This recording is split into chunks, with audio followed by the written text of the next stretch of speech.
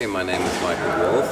I am a photographer who lives in Hong Kong, and I'm here to help set up my first retrospective. I'm very happy to have happened here at this beautiful location, and it's the first time where I show all my projects, which I've done since 2003. Behind us, you can see the real Toy Story, which is an installation which consists of 20,000 toys, which I collected in the United States at flea markets and in secondhand stores, combined with portraits of toy factory workers. So the installation has a layered message. On the one hand, it's about this incredible mass production of toys, but on the other hand, when combined with the portraits, I communicate the idea that everything we touch is made by someone. It has something very human about it, so I like the combination of the two. It's a long installation to put up. It takes 3 or 4 days. Every toy has a magnet. The walls are lined with metal sheets so the magnets stick. But as you can see, we have 6 or 7 helpers who are going to work 3 days to put the whole thing up. When I did this installation, or the idea of the installation I had because when I was a child.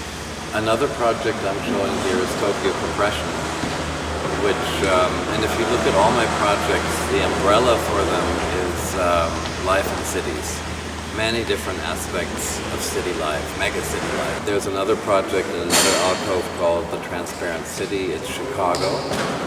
I spent 3 months in Chicago in 2006, where I photographed stylistically very similar to architecture of density. So you have no sky and no horizon, but I was more interested in looking into the buildings. In the architecture of density, it's all about the surface.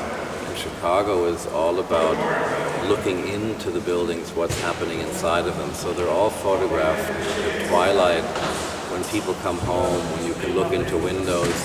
And I was very inspired by Edward Hopper. If you look at his paintings, they're also done in this twilight in the evening. When you look into the windows of restaurants, there's a lonesome man sitting there eating his breakfast.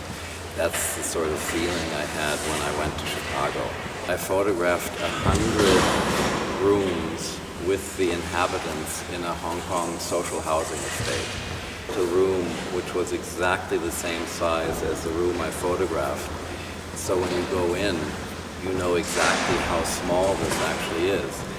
But what's interesting with the 100 photographs, every room, although it's the same floor plan, is somehow different. Because every person is different, every person decorates this room a bit differently. So it's a bit of an exercise in sociology.